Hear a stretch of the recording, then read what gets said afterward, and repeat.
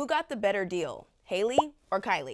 Hailey Bieber just sold her skincare brand Rhode for $1 billion. At first I thought, yeah, whatever. This is just another celebrity beauty brand sale. This is Kylie Jenner 2.0. But then I looked a little bit closer into the details of the deal. We determine how much a company is worth based on something called a multiple. So revenue or profit, the money you make, times the multiple equals the valuation. Now the revenue or the profit, that's based on real stuff, facts. But the multiple is totally negotiable. So it's up to you to argue your worth. It's kind of like when a job tells you that there's a salary range. What you actually get could be on the low end of the range, or it could be completely off of the scale depending on how well you negotiate for yourself. So let's look at Hailey and Kylie's multiples to see how well they negotiated their deals. Hailey was doing $212 million a year in revenue, and folks think that about 25% of that was profit. So here's the profit. Multiply that by a 19x multiple and you arrive at her $1 billion valuation. Stay with me now, because the 19x multiple is the important part here. The industry standard is between 8 and 12x multiples. So what Hailey got was actually really high based on what she built.